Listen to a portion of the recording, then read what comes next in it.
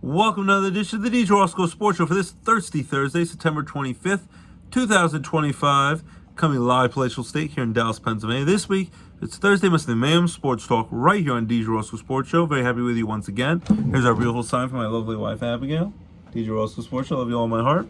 And this is my last show, not forever, hopefully, my last show until of being 38 years old. Because next week when we come back on, I'll be 39. The dirty 39. I'll be 1 year away from the big 40.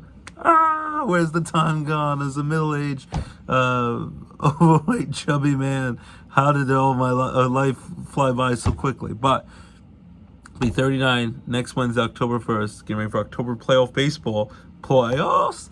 And then my wife's birthday 2 weeks later on October 15th.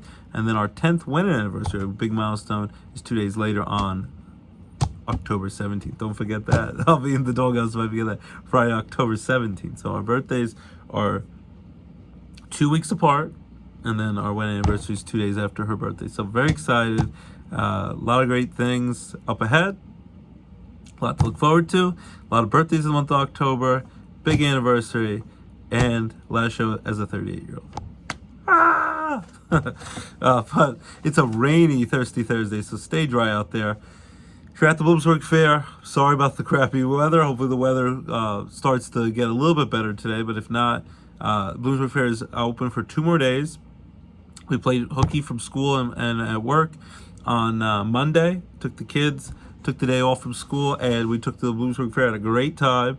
Had a lot of tasty food. The Amish donuts, the deep fried donuts were tasty. Mr. Sticky's cinnamon buns with extra ice, it was tasty. My wife had a lobster roll she liked. Grotto pizza, though we get that anywhere, especially at Harvey's Lake, but we even had that on our beach vacation in Delaware this summer. A lot of tasty food, and hopefully if you're at the Bloomsburg Fair, which is a gigantic fair, my kids were on rides for over 4 hours, the unlimited ride pass, good deal, $30 each, so it's $6 for the 2 of them, but they're pretty much big enough they can go on every ride now, and we can just watch their enjoyment. They can go for rides hours and hours. They would never get sick of it. And then we had all the tasty grub, all the tasty food. So hopefully you can enjoy the rest of the Bloomsburg Fair, but I know this weather kind of stinks. I think Ludacris performed last night at the Bloomsburg Fair. Last Sunday was Jeff Dunham with the ventriloquist, with the funny jokes he makes with the little dummies he holds up. I think tonight is supposed to be Third Eye Blind, and then tomorrow, Friday night, is supposed to be Styx. So hopefully they'll play Renegade, the Steelers' big-time song, when they come out. So that will pump up the Pennsylvania crowd if you're a Steeler fan. So enjoy the rest of the Bloomsburg Fair. It ends on Saturday, so it's exciting times. College football, we got the whiteout game this Saturday night in Happy Valley at Beaver Stadium, Penn State. Penn State, number 2 ranked team in the country, gets undefeated Oregon. Both teams undefeated in the Big Ten Conference. 7:30 p.m. on NBC and Peacock. Whiteout game. It's going to be a gigantic excitement with all the fandom there. Over 110,000 people at Beaver Stadium, so can't wait for that. Hopefully Penn State wins that. Shuts up the critics saying they've only beat up Mickey Mouse schools so far, and stays undefeated and improves to 4-0 and beats a big-time conference rival, the team that knocked them out in the Big Ten. In the Big Ten championship game last year, so just last season. So now they can get their revenge and hopefully go on their run for the Big Ten title this year. And then later in the year, they hopefully can get their revenge and try to beat Ohio State Buckeyes, the defending national champions, the number 1 ranked team in the country, who've had Penn State's number for a number of years. So first things first, Penn State hopefully beats the Oregon Ducks this Saturday night. Should be a great one. And then if you're going to the game, have a great time. Be safe out there.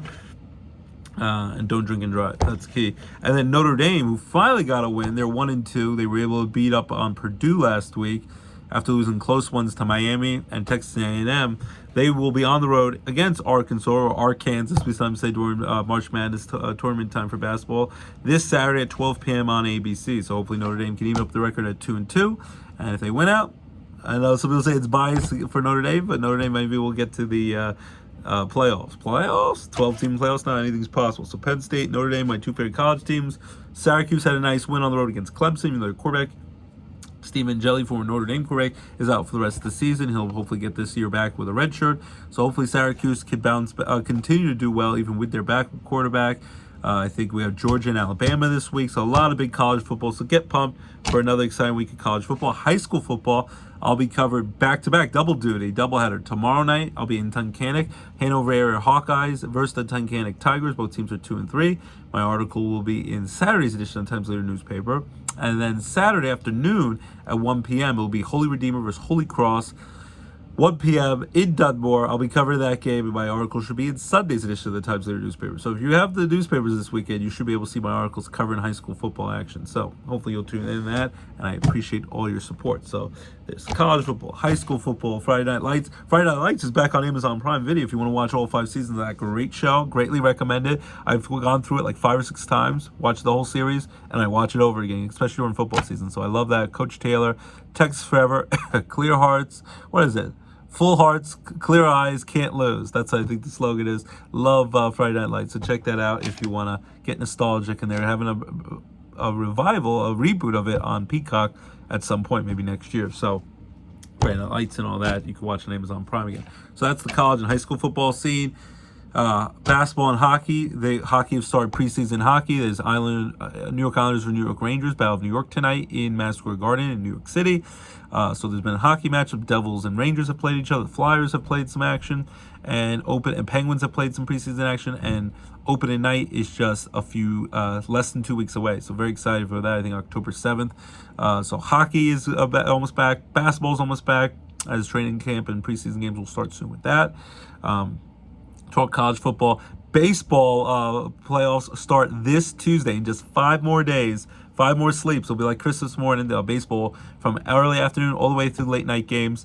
All the wild card best of 3 games will be on ABC, ESPN, and all the ESPN apps and all that. That starts this Tuesday, September 30th, the day before my birthday, and then there'll be, of course, playoff baseball games on my birthday. So check that out.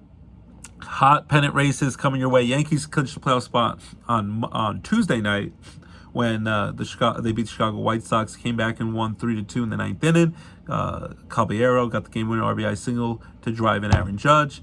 So the Yankees won that, and they won last night 8-1. So they at least have a wild card spot, but now the Blue Jays have been struggling. Red Sox have beaten them the first 2 nights of their series. Red Sox have a good chance of getting the wild card, possibly against the Yankees at Yankee Stadium starting next Tuesday. But now the Yankees and Blue Jays are in a dead heat. They're tied. Both have 90 wins. They're tied for first place in the AL East. Whoever wins that can get the number 1 seed and a first round bye in the playoffs. Have to skip the best of 3 wild card round, which is always a crapshoot. Not as bad then. It was just a single game wild card game. That was tough when the Red Sox knocked the Yankees out in 2021. That one game. But you could bypass the best of 3 series and go right to best of 5 division series next weekend. So that's preferably what you want to do. And the Yankees and Blue Jays are tied for first place. But the Blue Jays have the tiebreaker. They have a better record head-to-head. So the Yankees have to win one more. There's only 4 games left this regular season. So the Blue Jays, Yankees have to win one more game than the Blue Jays do in these last 4 games. But you never know. The Blue Jays are free-falling. They'll at least get in as a wild card, make the playoffs. But maybe the Yankees could get that division title and get the home field advantage throughout the American League playoffs. That'd be a big bonus for them. But either way, they're both in the playoffs. But the Blue Jays are struggling. They even had their star catcher, Alejandro Kirk, get thrown out at first base from a base hit, who should have been a base hit to right field. And that's very rare, a 9-3 putout to end the game last night against the Red Sox. So Red Sox flying high. Blue Jays are struggling. Maybe the Yankees can win the division title. They've at least won the wild card. And hopefully at least get the top wild cards. They get home field advantage of the wild card round, but maybe they win the division. They're tied now. So you're saying there's a chance. Dumb and Dumber fans. So that's exciting. Cal Raleigh hit his 59th and 60th home runs last night against the stinky Colorado Rockies. So the Seattle Mariners clinched their first division title since 2001. They made the playoffs in 2022 as a wild card. It had made the playoffs in 21 years. Now this is the first time they've won the division title in 24 years. Last time they won the division title, Tom Brady hadn't won any Super Bowls yet, hadn't started a game yet. For the New England Patriots, fought his great run, win the 7 Super Bowls, becoming the GOAT. The iPod hadn't been released yet. The first Harry Potter movie was #1 movie in the country. So this week, Alicia Keys' Fallen song was #1 song in the country. Ichiro was a rookie, about to win Rookie of the Year and MVP the same season. So it's a long time ago. Last time the Seattle Mariners won the division title, 24 years ago. Their star player, Julio Rodriguez, was only 8 months old at that time. Now he's a superstar on the team. But the Mariners clinched the division title. Well-deserved. Exciting to see playoff baseball in Seattle. I'm sure the crowd will be pumped. And Cal Raleigh becomes the first catcher in baseball history to hit 60 home runs. And he's trying to chase down Aaron Judge. As a Yankee fan, you'll see my Yankee shirt. I kind of hope he doesn't quite get to Judge's record. At most ties it, but hopefully Judge could keep the American League home run record, which to me, for single season, is the real record, because the other guys were all cheaters, with McGuire and Sosa and Bonds, with 73 homers for Barry Bonds, 70 for McGuire. Sammy Sosa hits over 60 home runs 3 times. McGuire did it twice. Bonds with the 1 year. So the American League record for 61 years, from 1961 to 2022, was Roger Maris with 61, breaking Babe Ruth's 60 homers in 1927. Then 2022, Aaron Judge hit 62 homers, which to me is the real single-season home run record. Just like I believe Hank Aaron has the real career home run record over Barry Bonds. Barry Bonds is a great player. One day maybe they'll feel differently and put him in the Hall of Fame.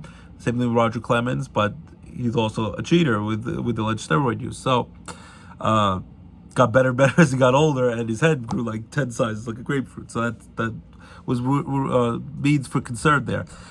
So Cal Raleigh now has 60 home runs. He has only 4 games left, but he's only 2 away from tying Aaron Judge and 3 from past Aaron Judge if he gets to 63 homers for the single-season AL home run record. So we'll see if he can do that. Either way, 60 home runs.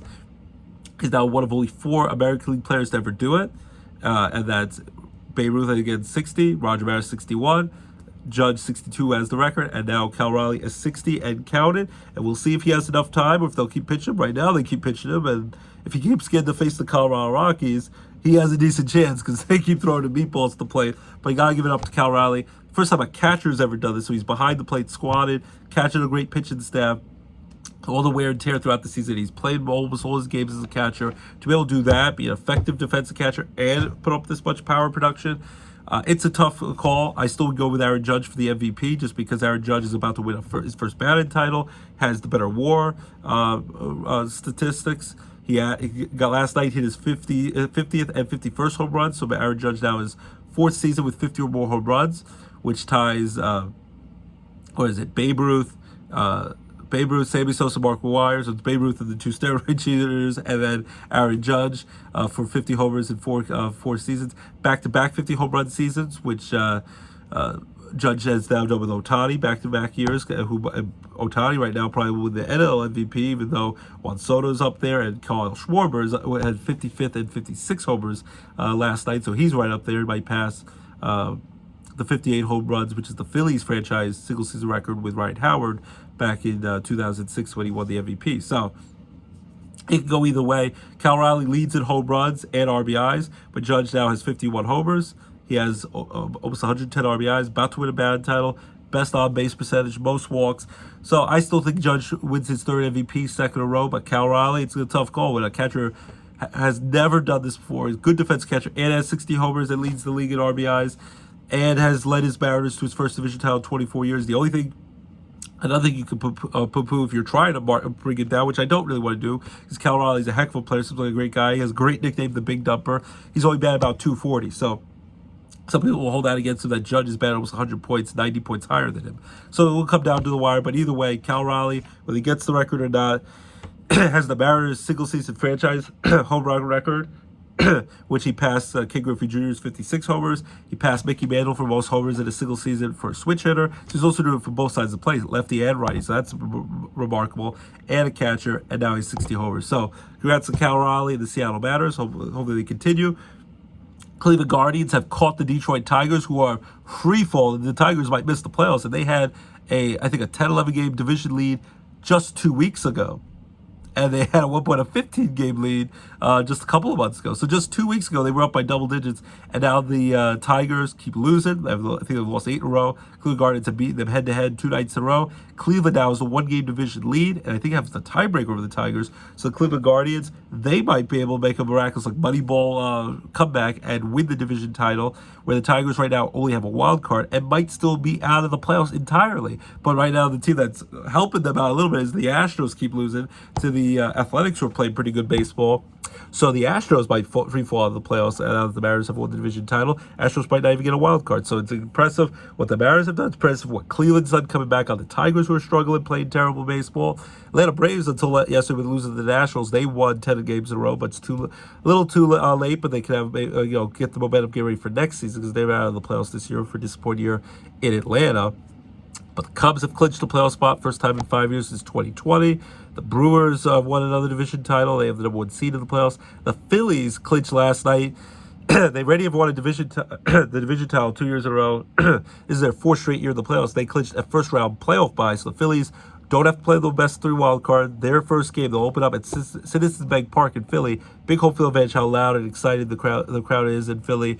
They'll open up next Saturday, October 4th, in the NLDS in Philly in the best of 5 series. And so getting that, not having to play the wild card round, that's a big advantage. The Dodgers are 1 game away from clinching the division title for another year. They've already clinched the playoff spots. The Padres have clinched another playoff spot. A lot of exciting baseball still up for grabs. Like I said, Yankees, Red Sox, Blue Jays battle for division and wild cards. They're probably all going to get into the playoffs at least. So it's just a lot of cool stories in baseball. Mets, the highest payroll in baseball, they're trying to find a way to sneak into the playoffs. At one point, had the best record in baseball. They've totally fallen off the baseball universe these last 3 months. Played terribly. They right now have a 1-game lead in the NL wild card for the final wild card spot over the Reds, who lost again last night to the Pirates. With Paul Skeens, who's going to win the Cy Young Award this year, has a 1.97 ERA through 6 shutout-ins against the Reds, outdueled the Reds ace, Hunter Green. So congrats, Paul Skeens. Pirates stink, unfortunately. They blew another game for him, so he's going to finish with a 10-10 record, but have the best ERA, most strikeouts in the National League, win a Cy Young, and have a 500 record. But that's how bad the Pirates have been. But the Pirates have won 4 in a row. They beat the Reds last night in extra innings 4-3 after they blew Paul Skeens' lead. So the Reds are 1 game back. The Diamondbacks, who sold at the trade deadline, got rid of a lot of their star players. They're just 1 game back after losing the extra innings to the LA Dodgers last night. So the Diamondbacks and Reds are just a game back with only 4 games to play. With the Mets playing the Cubs tonight after losing 10-3 last night. Soto hit a home run, but besides that, the Mets pitching staff got rocked. So the Mets, they need their young rookie pitcher Nolan McLean to pitch well against the Chicago Cubs tonight. Cubs still trying to battle for a home field advantage in their wild card round, even though they've clinched playoffs. So it would be very embarrassing. The Mets spent all this money and failed to make the playoffs, which is still possible. But they still might be able to sneak in. And if they get knocked out in the first round, still people are going to be calling for maybe firing Carlos Mendoza, the manager or the GM. But we'll see what happens. But the Mets hopefully at least can get into the playoffs, and then anything can happen. We'll see if they can correct themselves. But they've been struggling for a while, the Mets. But they lose last night 10-3 to Chicago. But luckily, the Reds and Diamondbacks both lost extra innings, so they have a 1-game lead to make the playoffs as a wild card. So you say there's a chance.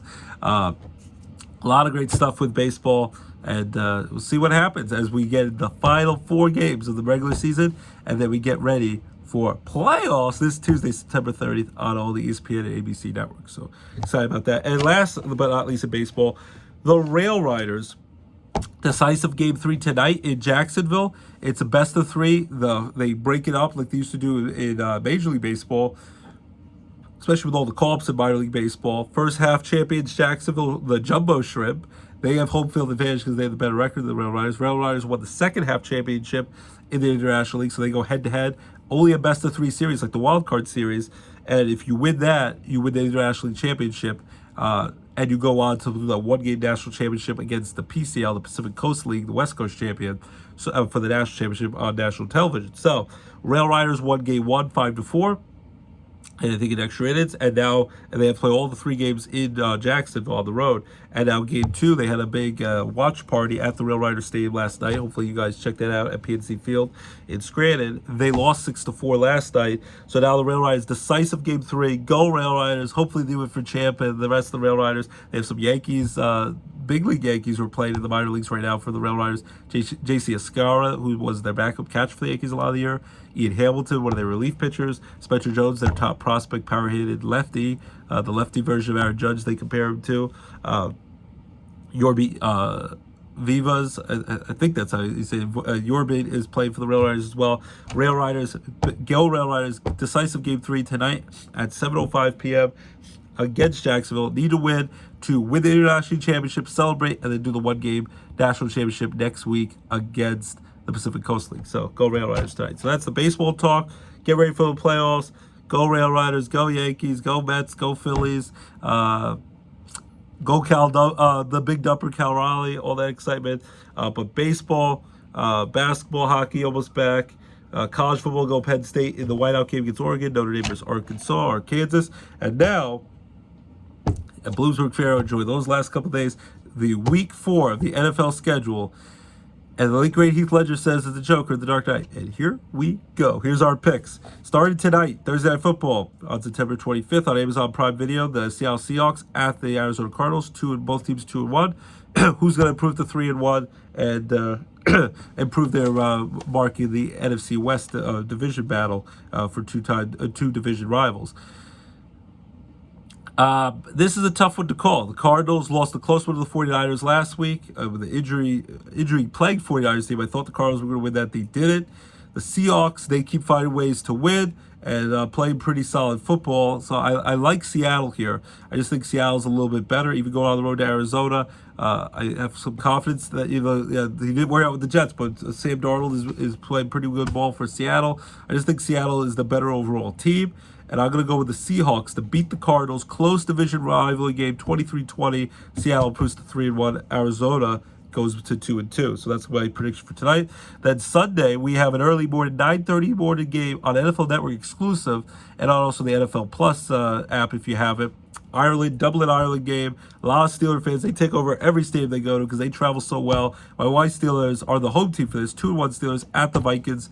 Vikings won last week. Was surprised the battle of the backups. Carson Wentz played much better than Jake Browning, who played like garbage for the Bengals. Hopefully he improves this week through a lot of interceptions, turnovers. Vikings crushed Cincinnati, improved to 2-1, even without J.J. McCarthy and Carson Wentz having to start for the next few weeks. Steelers improved to 2-1. Looked ugly, though. Beat the Patriots on the road in New England. Scored the 2 touchdowns in their first opening drives on offense with Aaron Rodgers. The Steelers offense clicking. Did score again to the final drive where they put it together. They scored that winning touchdown. Luckily for the Steelers, the Patriots kept turning the ball over, so they forced turnovers, but the Patriots kept coughing the ball up as well and choking. So the Steelers won that game. Aaron Rodgers became 4th place, passed his former teammate Brett Favre. They apparently didn't get along that often. Who knows? Maybe now they're a little friendlier because Brett Favre, I think, felt threatened by Aaron Rodgers trying to take his job, and after 3 years of being his backup, sitting on the bench and barely playing, the Packers finally said, we're not going to take you back when you keep changing your mind if you can retire or not retire. Got to get off the pot finally. And Aaron Rodgers took his job. And now Aaron Rodgers has passed Brett Favre in the touchdown, all-time touchdown passes. 4th place on the list. Brett Favre had 508. Aaron Rodgers is at 510 now. He did that last week. And now it's Tom Brady, number 1. Not going to be able to pass him. He has way too many more touchdowns. Especially this could be Aaron Rodgers last year. Number 2 is Drew Brees, and number 3 is Peyton Manning. So he has a great year. He could possibly challenge Peyton Manning for 3rd place on that list. Congrats to Aaron Rodgers. Steelers, Vikings in Dublin, Ireland. Could go both ways. I'm going to go still with the Steelers here. I don't have a ton of confidence in Carson Wentz and the Vikings. Kevin O'Connell, great offensive-minded head coach for the Vikings. He'll get them ready to play. Steelers, it's going to be like a home game for them. It technically is a home game. They're going to flood that stadium with a lot of their Steeler fans in Ireland. I've been seeing them show the terrible towels throughout the week in Ireland. I think the Steelers get it done. Hopefully they're a little more consistent on offense. The defense played pretty well last week with all the turnovers. Maybe they can force that with Carson Wentz and the Vikings, and they can force some key turnovers, and T.J. Watt can get some sacks. And the Steelers' offense needs to get more consistent. So hopefully with Rodgers and Jalen Warren and the receiver core, they can do that. I'll go with the Steelers, but close. I think the Steelers win this game.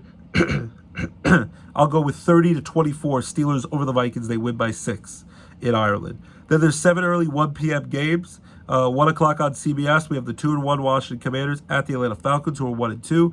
Falcons played like horrible garbage. Michael Penix Jr. struggled mightily. Carolina Panthers got their first win of the season last week. Washington Commanders, even without Jaden Daniels, their star rookie of the year quarterback from last year 2, had the sprained knee. Hopefully he can play this week. Marcus Mariota stepped in for him at the back quarterback. Did a decent job for Washington. They beat up on the Vegas Raiders last week in Washington. I think Washington still wins this game, especially if Daniels plays. If not, we'll see what happens. Anything can happen. But I think Washington has the better weapons. Atlanta's struggling. Michael Penix Jr. and the Falcons offense needs to start picking it up. I'm going to go with Washington on the road over Atlanta, but it's dicey if Jaden Daniels doesn't play again. I'll go with Washington over the Falcons. I'll go with 20-16. They win by 4 on the road in Atlanta to improve to 3-1 of the season. Then Saints at the Bills on CBS. Unless they totally overlook this opponent or Josh Allen gets locked out of his house and can't go to the stadium on time, this is going to be a total butt kicking, a butt whooping. Bills bigly crushed the 0-3 Saints. Bills just beat the Dolphins last week on Thursday Night Football, so they have the extra few days of rest, almost like a mini bye week. Bills 3-0. My Super Bowl pick over the Eagles, Super Bowl 60, is Bills over the Eagles. Bills, I think, finally win that first Super Bowl their last year of their old stadium. Marvin Levy turned 100. Josh Allen, best quarterback in football right now, rated MVP. Married to Haley Steinfeld, big-time actress from the Sinners movie that was great with Michael B. Jordan, Ryan Coogler. Bills crush the Saints, who stink, don't have a legit quarterback. Bills are going to win this game. I'll go with 40-10. They win by 30 points, and that might be underselling how much of a butt kick this is to me. Bills win big. Dana Fran, you'll be happy. 1 o'clock on Fox, the Cleveland Browns 1-2 at the 2-1 Detroit Lions. Shocked that the Cleveland Browns won last week. Thought the Green Bay Packers, who were undefeated 2-0 with Micah Parsons and Jordan Love, were going to crush the Browns. They had a lead, even though they let them stay in the game for a long time. And then you worry about it's alive like a horror movie.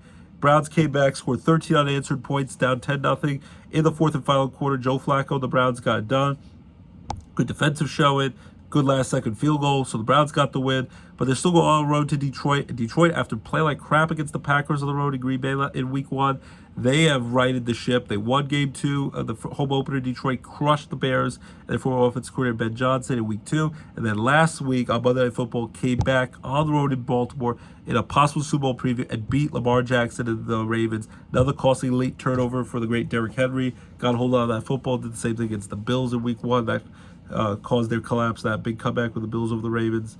So I'm just going to go with the Lions after beat up on a big-time Ravens team, as long as they don't have a big letdown. And now that they saw what could happen with their division rival, the Packers, who beat the Lions in Week 1, could lose to the Browns. Anything could happen. The Lions could lose, but I think the Lions will be on their game. Dan Campbell will probably go out for 4th and 15 from like the 2-yard line, his own 2-yard line. He just goes for it, goes for broke, gambles on everything. But I'd love to see the tenacity. Sometimes it costs the Lions in a big way.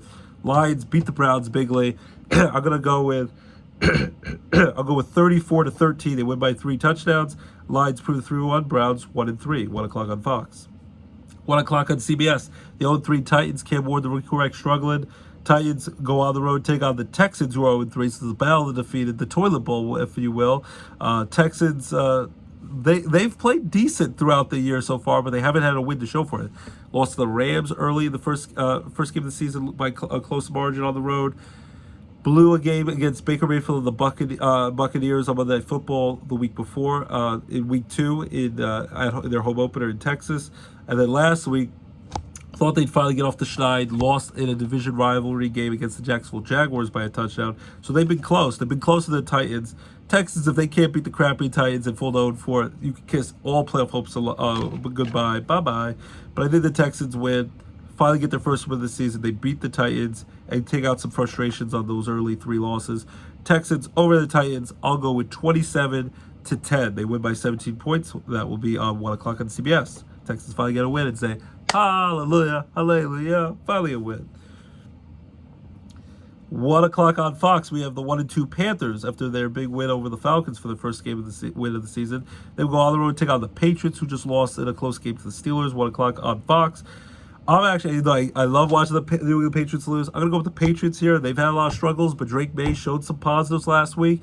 Throwing the ball for a good amount of yards, too many turnovers. The Patriots offense, some of that Pittsburgh's defense do it, some of that's the Patriots offense bungling the ball too much. They got to clean that up offensively, but I think Mike Vrabel will have them ready to play at home.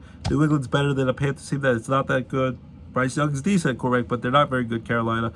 And they just got a win last week. But I think the Patriots will be ready for this game. Patriots over the Panthers, as long as they don't turn over the ball too much. They cleaned up with Vrabel and coach. Drake May, I'm having a little more confidence in.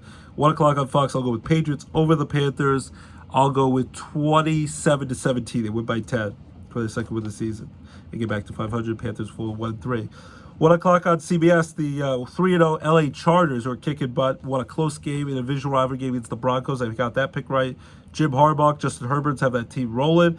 They will go on the road. to MetLife Stadium in New York, or technically Jersey, against the New York Giants, who are 0-3, who just came off a Sunday night loss to the Chiefs, played close for a while, but had no offensive production after the week before. Russell Wilson did well against the Cowboys, but they lost heartbreaking fashion in overtime. The Giants, maybe it's the same Brian Daboll's job, the head coach of the Giants, and Joe Shea, the GM. Still think both might get fired, or at least Brian Daboll, the coach, will get fired, maybe both together at the end of the season. But they have now committed to Jackson Dart. I thought by midseason he would be the quarterback. They've now thrown Russell Wilson overboard. Russell Wilson, even though like there are teams like the Bengals and some other teams that could use a quarterback and play him, he's saying that he's content with just staying as the backup and see what happens with Jackson Dart. Giants have committed that Jackson Dart, as long as he's healthy, is going to be the quarterback the rest of the season. So I figured they would start the future soon. So even if they lose, they can at least say, oh, we're getting the progress with the young quarterback. Meanwhile, Jameis Winston, he's a funny guy, does silly like videos and interviews, and I think he'll have a great career in the sports media when his career is done. He'll be the third string quarterback, but Russell will never play. But Russell Wilson now is the backup. Jackson Dart, the era for Jackson Dart starts in earnest this Sunday, but it's a tough matchup. They're at home, going up against a 3-0 Chargers team that might be a Super Bowl contender this year. I hope Jack Dart shows some positives, shows some good signs, but I think the Giants fall to 0-4. Chargers will improve to 4-0. They will beat the Giants. I'll go with 30-13. They win by 17 over the Giants, 1 o'clock on CBS. So New York football fans, Giants and Jets play like garbage and still haven't won a game. And hey, but Buffalo is in New York, so they played upstate New York. They're doing well. But Jets and Giant fans, it's just a lowly existence. Year after year, they're out of the playoff hunt usually by October. And you're already moved on to basketball and hockey season and playoff baseball, Yankees and Mets.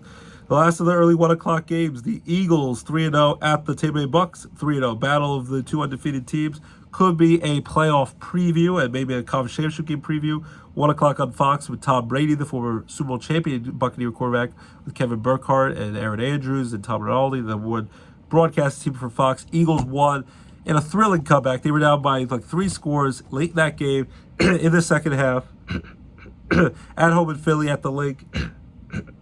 They came back, beat the LA Rams, blocked 2 field goals, including the last field goal. They blocked it, which they would have lost the game after taking the lead. And then Jordan Davis became 336-pounder Jordan Davis. It's fun to see a big guy score. Picked up the blocked field goal and took it to the house. Became like the heaviest guy ever to return a blocked field goal for over 50 yards for a touchdown. They ended up winning by a touchdown in that game. I saw someone make a joke that just like people complain about the tush push is not fair with the Eagles getting that at the goal line or 1 yard every time, and it's unstoppable. That they try to ban that. They're going to ban the Eagles from blocking field goals now because they can't stop them from blocking it. So the Eagles are 3-0. You know, it's miraculous. Maybe they aren't as good as they are. The record shows, because they've won some games in some close respects. It's been a lot closer than it should have been. But the Eagles found a way, beat the Cowboys in week 1, beat the Chiefs in the Super Bowl rematch in week 2 on the road, and they came back in probable comeback fashion over the Rams in Philly last week. So now they go on the road to take on Tampa. I'd love the Eagles to win. Fly, Eagles, fly. I'd love to pick them, but I'm going to go with Tampa here. Saquon Barkley, the running game needs to start picking it up. And the Eagles are always, it seems to be in these games, and they have the heart of the champion.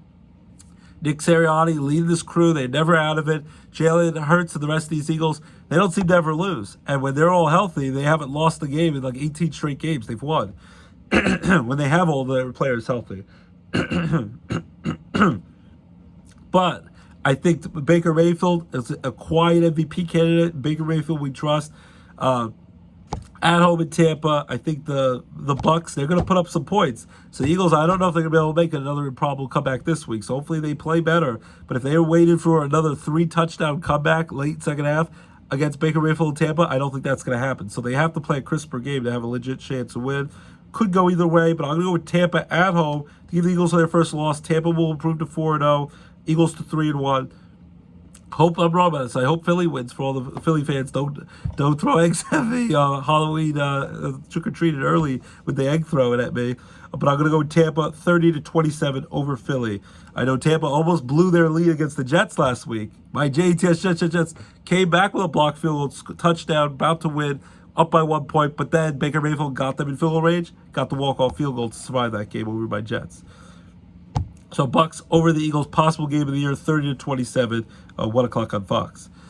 There's 4 late afternoon games, 4:05 on Fox. We have the 3-0 Colts. Daniel Jones and the Colts dynamic offense playing great, play like he's paid him, and since he got to leave the crap fest of the Giants. We had a run for his life with no offensive line protection. They finally had a punt in week 3, but they still won in week 3 very easily. Colts at the Rams, 2-1 at home in LA. I think the Rams win this game. I still like the Colts. I still think I'm not totally sold on Daniel Jones yet, but he seems to be much improved since leaving the Giants. I think the Colts will play pretty well, but the Rams, I think, are the better team with Matthew Stafford if he's healthy, Sean McVay, the offensive genius, Puka, the star receiver for the Rams. I think the Rams find a way to get to 3-1. Almost beat the Eagles last week. Have played pretty good football so far this year. Beat at home in LA. I think the Rams get it done. Close game, but I think they win at the end. Pull away at the end. I'll go with 34-24. They win by 10 points. They had Daniel Jones and the Colts their first loss this season at 3-1. Rams improved to 3-1. 4:05 on Fox, we have the Jacksonville Jaguars, 2-1, who beat the Texans last week, at the San Francisco 49ers, 3-0. 49ers still injury plagued with all the with being banged up with Brock Purdy and George Kittle out, but they keep finding ways to win. So I've been very impressed by that. It's hard to imagine the 49ers find a way to keep winning these games with all their injuries. Kyle Shanahan, you got to give him credit. The head coach of the 49ers get it done. Mac Jones, the back quarterback of the 49ers. The defense is doing pretty well. But I think the Jaguars, good offensive-minded new head coach, former offensive coordinator of the Tampa Bay Buccaneers last year. And then you have Trevor Lawrence, who's playing much better, and Travis Hunter, the dynamic two-way player, Heisman Trophy winner from Colorado that they drafted this year. Jaguars, I think, are improved. If the 49ers were healthy at home, I'd definitely pick the 49ers. But I'm going to go with the Jaguars. My buddy Dan Torres, Jaguars. They get the win on the road against an injury-plagued 49ers team. Jaguars over the 49ers. Close, though. I'll go with 23-20. They win by a field goal over the 49ers. 4:25 on CBS, we have the 1-2 Ravens at the 1-2 Chiefs. One of these teams is going to go to 1-3 unless there's barred a rare tie, which is disappointing for teams that usually are fighting to go to the Super Bowl every year and go to win the conference championship. Chiefs have been struggling. They barely, at times, were able to beat the Giants last week on Sunday Night Football. That's against a bad Giants team. The Chiefs have looked mediocre this year, though they almost beat the Chargers in Week 1 in Brazil, almost beat the Eagles in Week 2 in Kansas City with Travis Kelce dropping the ball for the interception late in that game. But the Chiefs have been struggling. Their offense is struggling. Travis Kelce looks like he's lost step. Pat Mahomes a lot of times has to run more than pass because he doesn't have really reliable receivers right now. Chiefs at home, Arrowhead Stadium is an advantage. But in the end, I'm going to go with the Ravens here. The big thing is Derrick Henry needs to hold on to the football. They got to stop blowing leads, and Lamar Jackson still playing great, MVP quality with running and throwing that football. Derrick Henry is a great running back, but these late turnovers are costing his team the game. Needs to hold on to that ball, but I think the Ravens have more offensive firepower. The Chiefs are struggling, so I think it's going to be closer than you think because the Chiefs usually don't get blown out. They'll keep it close, but I think the Ravens are more equipped and healthier to beat the Chiefs. I'll go with the Ravens. Relatively low scoring game though. I'll go with 27-24 Ravens over the Chiefs. Proved to 2-2, even up their record. Chiefs 1-3. The sky's falling. The pressure might mount on the Chiefs now, and Andy Reid and Pat Mahomes, the first time they're ever together, that they're really struggling. So that I think is going to happen. So Ravens over the Chiefs. 4:25. The last of the late afternoon games, the 1-2 Bears, the Bears were able at home finally win a game under Ben Johnson, their new head coach, at home, beat the Dallas Cowboys, smacked the Cowboys around, who really struggled mildly. So that was surprising to see that. And I'm gonna go with the Bears. I'm gonna go with the Bears at the Raiders, Vegas Raiders, who lost again last week. They're 1-2. Couldn't beat the Washington Commanders even without Jaden Daniels. Both 1-2 teams. I'm gonna go with the Bears here. I think they're just a little bit better. They'll be able to go to Vegas, beat Geno Smith and Pete Carroll's Raiders, who are just mediocre right now. Caleb Williams, the young Bears quarterback, still not fully sold on it, but him and Ben Johnson, if anyone's going to give him a chance, I think Ben Johnson's going to be able to maybe fix him a little bit and get him back to being a quality offense for the Bears. So I think the Bears are able to beat up on a bad Raiders team. Kind of a close matchup, but I think in the end they pull away a little bit. I'll go with 23-13. They win over the Raiders. The Bears win by 10 to improve to 2-2. Raiders fall to 1-3. Sunday Night Football, 8:20 p.m. on NBC and Peacock simulcast. Micah Parsons going for his revenge against Jerry Jones and the Cowboys, who would show him the money Jerry Maguire style this offseason. They traded him right before the first game of the season to Green Bay. Packers coming off the disappointing loss to the Browns. If the Packers were 3-0 flying high, maybe they'd be on upset watch. But now that they play the embarrassing late game loss, let the Browns stinky Cleveland Browns come back and beat them, I think they'll be ready. They'll be alert. They'll be ready to get this game. Jordan Love, Matt LaFleur, the offense will be ready, and I think Micah Parsons has circled this game on his calendar ever since the trade from the Cowboys to the Packers. Didn't like the disrespect, didn't like not getting paid by Jerry Jones. I think if he had it his way, he would have stayed with the Cowboys for the rest of his career. They wouldn't pay him and show him that respect, being a top defensive pass rusher. They would always brag and say, our defense will get better because he couldn't stop the run. So now we'll stop the run with Kenny Clark. They got in the Packer, Michael Parsons deal. All he could do is pass rush. And if you double team him, he could get to the quarterback. Games in Dallas at Jerry World. Cowboys coming off a bad loss on the road against the Bears. Bears smacked them around. I think they're going to lose again, fall to 1-3. More pressure on Dak Prescott. Jerry Jones and the Cowboys not know what to do out here. I think Micah Parsons is going to have a big game. He's going to get 2 or 3 sacks, maybe force a fumble. Packers come back after a disappointing loss to Cleveland last week. They beat the Cowboys, and I think they're going to beat them resoundingly, almost like they did in the playoff upset a couple years ago, the wild card round in Dallas, and embarrassed the Cowboys. I think Packers over the Cowboys, 34-17. They double them up. Cowboys struggling, sky's falling. Packers win, and Micah Parsons gets his revenge. But watch the Netflix Cowboys documentary. That was good stuff. Monday Night Football doubleheader on September 29th. Not the greatest of games, especially the first game.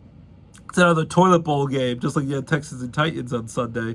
7:15 on ESPN only and on the ESPN app. The 0-3 Jets at the 0-3 Dolphins. Dolphins played pretty well and had a mini bye week, but lost to the Buffalo Bills last Thursday night. My Jets almost came back to beat the Tampa Bay Buccaneers with a blocked field goal. Aaron Glenn, the new Jets coach, was all excited, but then they gave up that field goal, let Baker Mayfield get down the field like predictably they would with over a minute to go. One on a walk-off field goal. So the Jets have shown a lot of heart. They almost beat the Steelers in Week 1 at home at MetLife Stadium. Got crushed by the Bills in Week 2. Almost came back to beat Baker Mayfield and Tampa Bay, who's a good playoff team. I'm going to go with the Jets. Maybe I'm drinking the Kool-Aid, but I think the Dolphins coach is going to continue to have the hot seat on him. Might be fired before the season's out. They keep losing. Tua's going to have his mediocre struggles, even though Tyreek Hill's a star receiver weapon. You're going to have to slow down. But I just have enough confidence. Maybe I'm just drinking the Kool-Aid that Aaron Glenn desperately needs to get a first win as a head coach of the Jets, that they'll get it done. I'm not sure if Justin Fields will be back from the concussion or it'll be Tyrod Taylor, who had to play last week against Tampa Bay, did a decent job. But I hope I'm right about this. I'm going to go with my Jets, Jets, in a close, ugly game to beat the Miami Dolphins. They joked on the memes online. They're going to flex this game out from Monday Night Football on ESPN to Comedy Central or to Nickelodeon because it's a silly joke fest between these two crappy teams. But I think it'll be a close AFC East division rival game. The Jets go on the road, beat Miami. I'm hoping, fingers crossed, close game, 20-17, Jets over the Dolphins to win their first game of the year, 1-3. Dolphins fall to 0-4. And whoever loses this game, the sky will be falling on them with the media. Then lastly, 8:15 p.m. on ABC and ESPN with Joe Buck and Troy Aikman, the number one Monday Night Football team on the call. You have the 2-1 Bengals at the 1-2 Broncos. Broncos lost a heartbreaker in Week 2 after winning Week 1. They lost a heartbreaker in Week 2 to the Colts, so they got to re-kick. The Colts won that game last second by a point. Lost last week by a last-second field goal by the Chargers. So the Broncos have played pretty well, but have lost some close games. The Bengals started off 2-0, but then Joe Burrow is out for 3 months, so that's a big blow. Jake Browning in the past, their back quarterback, has done well, but played horribly against the Vikings. Maybe he'll ease into it and play better this week. For the Bengals' sake, I hope they do, but I think the Broncos at home with Mile High Air, Sean Payton, Bo Nix, and the Broncos will get it done against a backup Bengals quarterback who's just not as good as Joe Burrow. Bengals might need to trade for might need to trade for Kirk Cousins, who's just sitting there by Michael Penix Jr. with the Falcons, or maybe convince Russell Wilson or James Winston to join them, because the Bengals need a quarterback right now, because unless Jake Brown can improve and do better than he did last week, which he's done in the past, but last week was bad. Broncos at home, they get it done. I think the Bengals keep it close for a little while, but I think the Broncos, they take care of business, and they blow it open a little bit late in that game. I'll go with the Broncos 34-20. They win by 2 touchdowns. Broncos are the Bengals to win on Monday Night Football. So again, my football picks for Week 4 starting tonight will be Seahawks over the Cardinals. I'll go with Steelers over the Vikings in Dublin, Ireland. Washington over the Falcons. Bills crush the Saints bigly. Lions beat the Browns. Texans beat the Titans for the first win of the year. They'll win the toilet bowl. Patriots close over the Panthers. Chargers crush the Giants in their the debut of Jackson Dart. The Giants correct. Chargers win, stay undefeated. Bucks over the Eagles in a close one. Hope the Eagles win, but go with Baker Mayfield for the Bucks at home. Rams over the Colts at home. Jaguars over the injury-plagued 49ers on the road. Ravens over the Chiefs on the road. Chiefs continue to struggle. Bears over the Raiders on the road in Vegas. Packers, Michael Parsons gets revenge, crush the Cowboys on Sunday Night Football. Monday Night Football doubleheader by Jets win their first game of the year over the Dolphins close. And the other game, Monday Night Football, I have the Broncos over the Bengals. So those are my Week 4 NFL picks. If you agree, disagree, love to hear from you. Take two, call me the molding is not the tuba, and things of that nature. Hasta la vista, baby. Arnold Schwarzenegger, and C is for cookie. That's good enough for me. Cookie starts with C. So agree, disagree, love to hear you. DJ Roscoe Sports Show. Those are my Week 4 NFL picks. Quickly, entertainment news. Jimmy Kimmel's back from his week-long suspension. Came back on Tuesday night. Glenn Powell was there to promote his looks like a hilarious show on Hulu with Chad Powers from Eli Manning fame. That's going to premiere on Hulu, Disney Plus, and Hulu this Tuesday, September 30th, same day of the baseball playoffs. So Glenn Powell, Sarah McLachlan was back, and very happy to see Jimmy Kimmel's back because. Agree, disagree with what people say. You have the right to say it. We live in a free country, so I'm glad Jimmy Kimmel, who was taken off the air, which I thought was unjust last week, glad he's back on air. We got to be respectful to people who have different opinions. Definitely mourn the horrible, tragic loss, assassination of Charlie Kirk. Never is correct any sort of violence and threats on anyone like that. What happened to Charlie Kirk was a tragedy, but I also agree that he had deserved his chance, just like South Park has a chance to do it every week. They have their chance, late night comedians, as long as they're not being super offensive, being super nasty. And I think Jimmy Kimmel's tame enough, even when he makes jokes about President Trump, that he deserves in a free country, that we're proud to be in a free country. Even Joe Rogan, who's more on the right side, whether you're right or left, and the political spirit, we should be allowed to be able to say what we want to say on TV without being taken off the air. So that's my 2 cents in a free country like that. So I'm glad Jimmy Kimmel is back. So he's back this week. Wish Stephen Colbert job would be saved. South Park was back with a new episode last night. Daily Show, Jon Stewart's had some good episodes. So keep it locked. And then also on DJ Roscoe Sports Show, The Paper again, The Office spinoff. Watch that on Peacock. That's a hilarious show. A lot of the fall TV shows are coming back this week. The Chad Powers show on Hulu will be funny. It's coming out next week. Tulsa King came back last Sunday with Sylvester Stallone. That was awesome. Season 3 premiere. Gonna be rooted for season 4 already. And Samuel L. Jackson, the great Samuel Jackson, and Sylvester Stallone, Sly Stallone, will be together this season, so that's exciting. Robert Patrick, the bad guy for Terminator 2, against Arnold Schwarzenegger. He's in this, Frank Grillo. So watch every Sunday. There's Last Week Tonight with John Oliver, which is funny, but also Tulsa King, Paramount Plus, awesome show. So great TV shows. Movies for the kids, they got the Gabby's Dollhouse movie, Kristen Wiig's in it. A lot of people are going to want to watch, kids are going to want to watch that. Hopefully my kids don't make me see it. If they want, I'll take them if they drag me to see that. That comes out on Friday. And then One Battle After Another. It looks like a great movie. Paul Thomas Anderson, great director of Boogie Nights. You have Leonardo DiCaprio, Benicio del Toro, Sean Penn, all past Oscar winners. Looks like a great movie. Regina King's in it. One Battle After Another, a great adult rated R movie. Looks like a great thriller. Possible Oscar candidate. That comes out this Friday. And then next Friday, I'm excited. A couple days after my birthday, October 3rd, The Smashing Machine with Dwayne "The Rock" Johnson. Looks almost unrecognizable. True story about Mike Kerr, I think it is. The great MMA mixed martial arts fighter, and Emily Blunt, who plays his, I think, fiance or wife in the movie. Looks like a great, inspiring, powerful, like Rocky-like movie. And so yeah, very excited to see Betty Safdie, great independent film director of what was it, Uncut Gems with Adam Sandler. He directed, and then was the silly bad guy in Happy Gilmore 2 this summer on Netflix. But Smashing Machine looks like a great movie next Friday, October 3rd. So, and then if you want to watch just a cheap Crime of Passion, silly Netflix movie, watch Liam Neeson's sequel to Ice Road 2, Ice Road Vengeance on Netflix. It's a stupid movie, but if you're just looking for a cheap laugh, that's on Netflix. Action-packed movie. In Mount Everest, the bad guys, and Liam Neeson at 73 years old just beating crap out of people. That looks good. You can watch that if you just want that. Still want to watch him in the new Naked Gun movie. Looks good. And Nobody 2 with Bob Odenkirk look good. I missed that in the summer, so I'm trying to check those out. I think those are available on Amazon Prime Video if you want to watch those. So yeah, a lot of great movies, shows. Charlie Sheen documentary is crazy. Watch that on Netflix.